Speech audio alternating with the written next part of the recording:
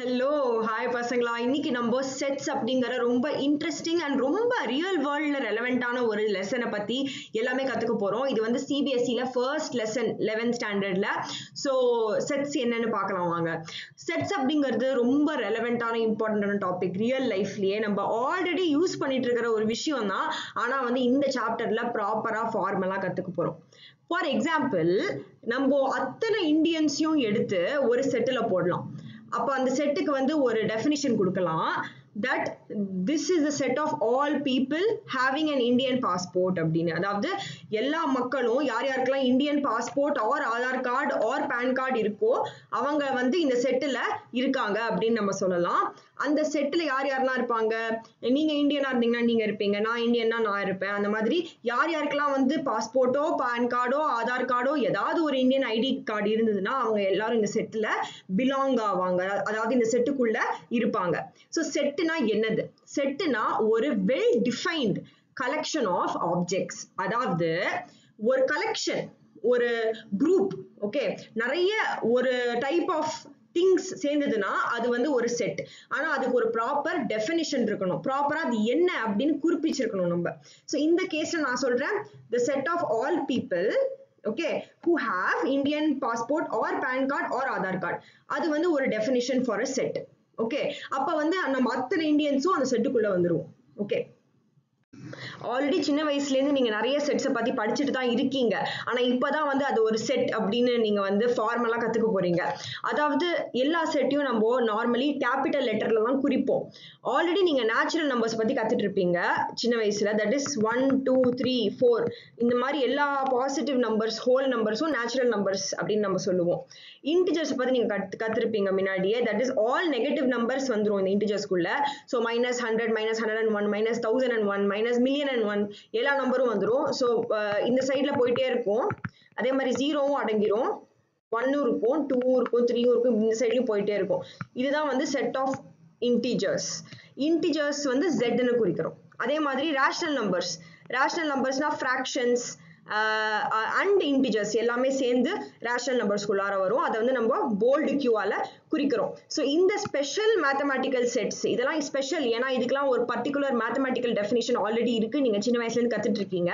இது எல்லாத்துலயும் நம்ம போல்டு பண்ணி கேபிட்டல் லெட்டர்ல குறிப்போம். ஸோ டெக்ஸ்ட் புக்ல எங்கேயாவது போல்டு ஜெட் எழுதியிருந்ததுன்னா நீங்க உடனே என்ன புரிஞ்சுக்கணும்? இது வந்து செட் ஆஃப் ஆல் இன்டிஜர்ஸ் அப்படின்னு புரிஞ்சுக்கணும்.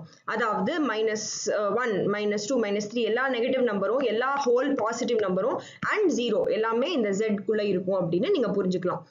அதே மாதிரி பிளஸ் அப்படின்னு இந்த ஜெட்டுக்கு மேல எழுதிருந்ததுன்னா இது ஒன்லி பாசிட்டிவ் இன்டிஜர்ஸ் அப்படின்னு அர்த்தம். அதாவது நெகட்டிவ் நம்பர்ஸ் எல்லாத்தையும் நம்ம ரிமூவ் பண்ணிட்டோம்னா இந்த செட்டில இருந்து நம்மளுக்கு Z+ கிடைக்கும். அதாவது ஜஸ்ட் 1 2 3 4 எக்ஸெட்ரா.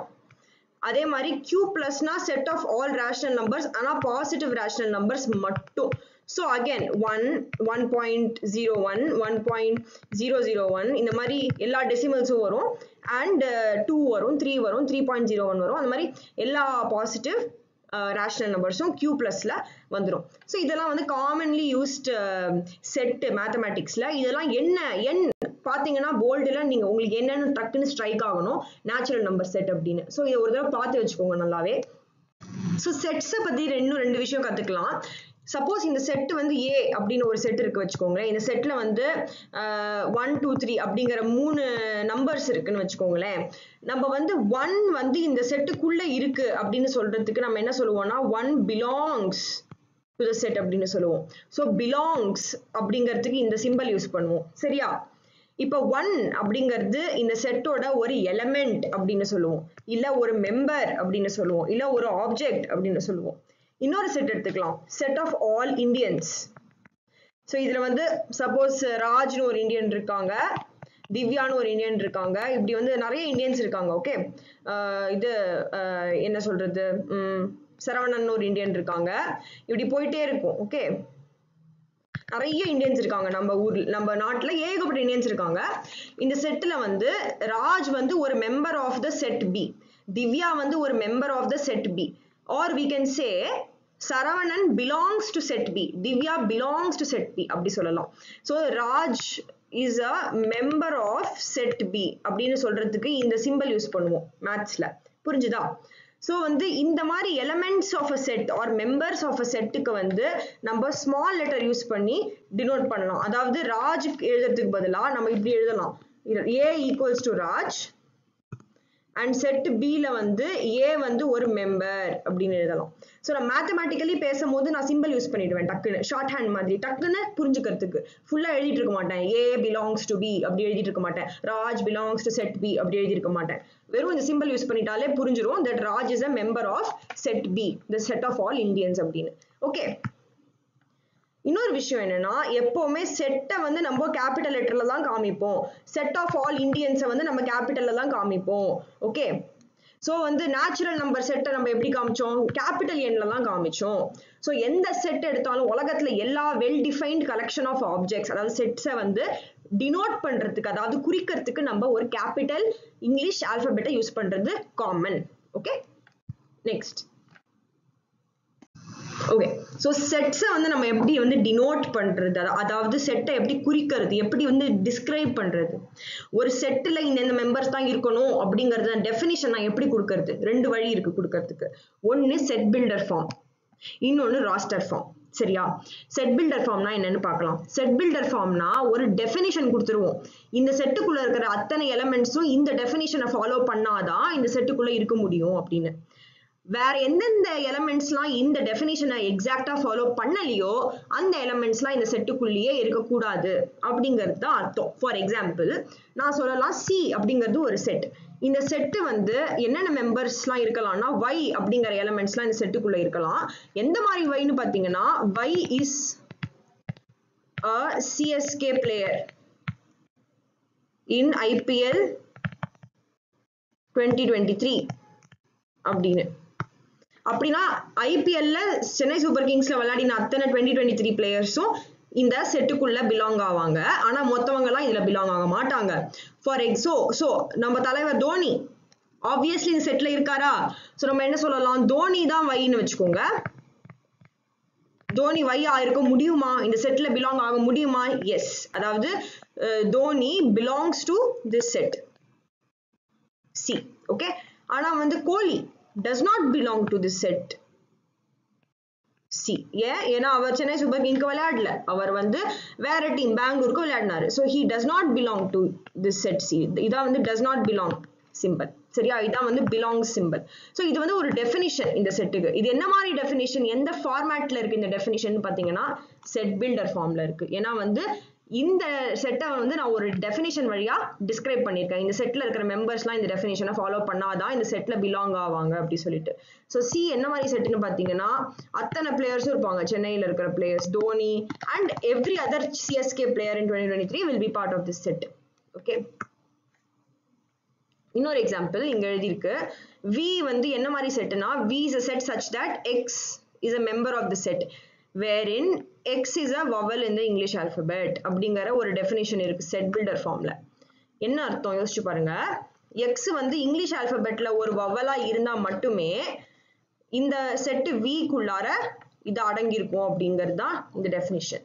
ஸோ இதுக்குள்ள என்னென்ன வவல்ஸ்லாம் இருக்கு இங்கிலீஷ் ஆல்பபெட்ல, நீங்க சின்ன வயசுல கத்துட்டு இருப்பீங்க. இங்கிலீஷ்ல 5 வவல் இருக்கு இங்கிலீஷ் ஆல்பபெட்ல. அதெல்லாம் என்னது, AEIOU அப்படின்னு நீங்க கத்துட்டு இருப்பீங்க. ஸோ இந்த 5 மெம்பர்ஸ் மட்டும்தான் இந்த செட்ல பிலாங்கா ஆகுறாங்க, பாக்கி யாருமே இந்த செட்டுக்குள்ளார வர மாட்டாங்க. ஸோ விங்கிற செட்டே வந்து இந்த செட்டு தான். ஸோ வந்து P அப்படிங்கிற English alphabet does not belong to V, ஆனா U அப்படிங்கிற English alphabets belongs to V, set V. Okay, புரிஞ்சுதா? ஸோ எக்ஸுங்கிறது வந்து பியா இருக்க முடியாது, ஆனா எக்ஸுங்கிறது AEIOU இதுவா இருக்க முடியும்.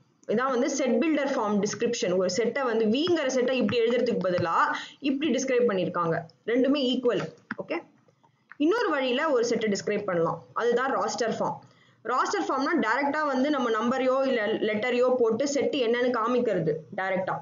ஃபார் எக்ஸாம்பிள் இதுதான் ஒரு செட் அப்படின்னு நான் எழுதிடுறேன் ஓப்பனாவே, இந்த செட்ல இந்த நம்பர்லாம் இருக்கும் அப்படின்னு. இதுக்கு ஒரு டெஃபினிஷன்லாம் நான் கொடுக்கல. ஸோ நீ பார்த்தோன்னே தெரிஞ்சிடும். எக்ஸாம்பிள் 1ல ஒரு செட்டு வந்து இந்த செட்டு தான் அப்படின்னு. ஸோ வந்து ஒரு நம்பர் லைக் 43 ஆர் 100 எடுத்தீங்கன்னா இந்த செட்டில் பிலாங் ஆகலை அப்படின்னு டக்குன்னு தெரிஞ்சிடும். ஏன்னா 43ங்கிற நம்பர் இதுக்குள்ள இல்லவே இல்லை, 100ங்கிற நம்பர் இந்த பிராக்கெட்டுக்குள்ள இல்லவே இல்லை. ஆனா வந்து இன்னொரு நம்பர் 3 எடுத்தீங்கன்னா எஸ் 3 belongs to P. ஏன்னா 3 வந்து இங்க இருக்கு, ரைட்?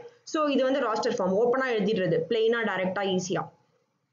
சில டைம் ராஸ்டர் ஃபார்ம்ல அத்தனை மெம்பரையும் காமிக்க முடியாது, ஏன்னா ஸ்பேஸ் லிமிட்டடா இருக்கும் நம்மளுக்கு. For example set of integers பத்தி நான் சொல்லும் போது இன்டிஜர் செட்டுக்குள்ள நான் இப்படி காமிச்சிருப்பேன், -2 -1 0 1 2 dot dot dot dot dot dot ரெண்டு சைட்லயும். ஏன்னா வந்து இங்க எழுதிட்டே என்னால போக முடியாது, -3 -4 -5 -6 அதே மாதிரி +3 +4 +5 அது எழுதிட்டே போக முடியாது. ஸோ வெறும் இன்டிஜர்ஸை நான் டினோட் பண்ணும்போது சிம்பிளா இப்படி டாட் டாட் டாட் போட்டு காமிச்சிருவேன். இதுவும் வந்து ஒரு ராஸ்டர் ஃபார்ம் தான்.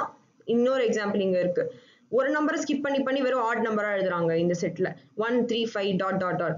அப்படின்னா உங்களுக்கு தெரியும் டாட்ல என்ன வரும்னு, 6 வராது, ஏன்னா வந்து ஸ்கிப் பண்ணி எழுதுறாங்கல்ல. ஸோ 5க்கு அடுத்தது ஸ்கிப் பண்ணி ஒன்று எழுதினோம்னா 7 வரும், அடுத்த ஆட் நம்பர் 9 எக்ஸெட்ரா எக்ஸெட்ரா அப்படி போயிட்டே இருக்கும்.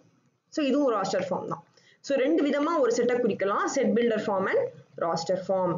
ஓகே, நிறைய கத்துட்டு இருக்கீங்க பசங்களா, ரொம்ப எக்ஸைட்டிங்கா இருக்கு. ஏன் தெரியுமா, நீங்க உலகத்துல எல்லா விஷயத்தையும் செட்டாக நீங்க போடலாம். Set of your family members, உங்க ஃபேமிலியில யார் யாரெல்லாம் இருக்காங்க அந்த மாதிரி நீங்க ஏகப்பட்ட செட்டு நீங்களே அமைக்கலாம். ஆல்ரைட், கொஞ்சம் ப்ராக்டிஸ் பண்ணலாமா? Okay, so write the solution set of the equation. இந்த மாதிரி ஒரு ஈக்குவேஷன் கொடுத்துருக்காங்க இன் ராஸ்டர் ஃபார்ம். சரி, பயப்படாதீங்க, ரொம்ப ஈஸியான கொஸ்டின் தான், நம்ம பார்ட் பை பார்ட்டா எடுத்து சால்வ் பண்ணலாம். எக்ஸாம்ல இந்த மாதிரி வந்தாலும் நீங்க காமா என்னன்னு யோசிச்சீங்கன்னா எல்லா ஆன்சரும் உங்களுக்கு வந்துடும். ஸோ என்ன கேட்டிருக்காங்க, சொல்யூஷன் செட் எழுத சொல்லியிருக்காங்க. ஏன் சொல்யூஷன் செட்? ஏன்னா ஒரு சொல்யூஷன் இல்லாம இந்த ஈக்குவேஷனுக்கு மேபி மல்டிபிள் சொல்யூஷன்ஸ் இருக்கலாம். சொல்யூஷன்ஸ்னா என்ன, roots of the quadratic equation. இந்த ஈக்குவேஷன் வந்து குவாட்ராட்டிக் ஈக்குவேஷன் நான் ஏன் சொல்றேன், ஏன்னா இதோட ஹையஸ்ட் பவர் வந்து ஒரு வேரியபிளோட ஹையஸ்ட் பவர் வந்து 2. ஸோ இது வந்து எக்ஸ் ஸ்கொயர், கரெக்டா? ஸோ இது வந்து ஒரு குவாட்ராட்டிக் ஈக்குவேஷன். இதுக்கு வந்து ரூட்ஸ்ன்னு ஒரு விஷயம் நம்ம கண்டுபிடிக்கலாம். எது வழியா, ஃபேக்டரைசேஷன் மெத்தட் வழியா கண்டுபிடிக்கலாம். அந்த ரூட்ஸ் வந்து ஒன்னு மட்டும் இருக்குங்கிற கேரண்டி கிடையாது. 2 ரூட்ஸ் வரைக்கும் இந்த குவாட்ராட்டிக் ஈக்குவேஷனுக்கு இருக்கிறதுக்கு வாய்ப்பு இருக்கு. அந்த 2 ரூட்ஸும் வந்து ஒரு செட்டா எழுதி கொடுக்க சொல்றாங்க. அது எந்த ஃபார்ம்ல கொடுக்க சொல்றாங்க, ஒரு டெஃபினிஷனா எழுதி கொடுக்க சொல்லல, ப்ராப்பரா அதோட ஆன்சர்ஸையே வந்து ஒரு செட்டுக்குள்ள போட்டு எழுதி கொடுக்க சொல்றாங்க ராஸ்டர் ஃபார்ம்ல. ஸோ 2 நம்பர் வந்து ஒரு செட்டு பிராக்கெட்குள்ள இருக்கணும், அப்போதான் இந்த ஃபைனல் ஆன்சர் நம்மளுக்கு கிடைச்சதுன்னு அர்த்தம். ஃபர்ஸ்ட் என்ன பண்ண போறோம்னா இந்த ஈக்குவேஷனோட சொல்யூஷன்ஸை கண்டுபிடிக்க போறோம், அதாவது ரூட்ஸை கண்டுபிடிக்க போறோம் ஃபேக்டரைசேஷன் மெத்தட் மூலமா. ஸோ இந்த ஈக்குவேஷன் எழுதுறேன். ஓகே, இப்போ ஃபேக்டரைஸ் பண்ணலாம். ஸோ -2 கிடைக்கணும். ஆனா வந்து இங்க +x தான் இருக்கணும். எப்படி, எது ரெண்டுத்தையும் மல்டிப்ளை பண்ணா -2 கிடைக்கும்?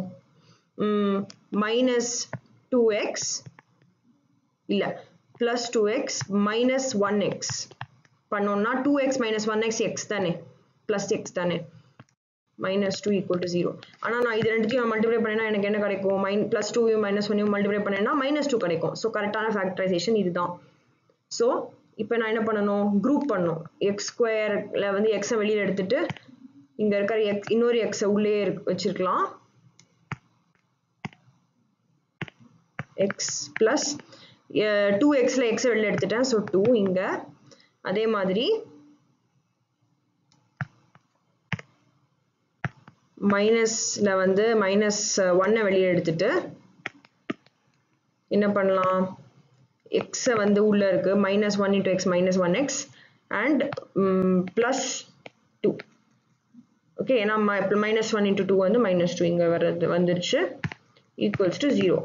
ஓகே, அடுத்த ஸ்டெப்ல வந்து நம்மளுக்கு என்ன கிடைக்கிறது, இதை ரெண்டுத்தையும் குரூப் பண்ணிடலாம். x - 1 into x plus 2 equal to 0. அப்படின்னா என்ன அர்த்தம், x - 1 equal to 0 இருக்கலாம், இல்ல x plus 2 0 இருக்கலாம். நான் இதை ரைட் சைடு எழுதுறேன். x - 1 0 என்ன அர்த்தம், x equal to 1 அர்த்தம். அதே மாதிரி x plus 2 0 இருந்தா என்ன அர்த்தம், x equal to -2 அர்த்தம். சரியா? ஸோ 2 சொல்யூஷன் கிடைச்சிருக்கு எனக்கு. x வந்து 1 இருக்கலாம், x -2 இருக்கலாம். இந்த 2 சொல்யூஷனும் நான் எப்படி எழுதணும், ராஸ்டர் ஃபார்ம்ல எழுதணும். ஸோ வந்து எப்படி நான் எழுதுறது, இது செட்டுனா எப்பவுமே செட் பிராக்கெட்குள்ள போட்டுருணும். சொல்யூஷனை வந்து காமாவால செப்பரேட் பண்ணணும். ஒரு சொல்யூஷனும் இந்த செட்டோட ஒரு எலமெண்ட். ஓகே, ஒரு சொல்யூஷன் என்னது 1, இன்னொரு சொல்யூஷன் என்னது -2.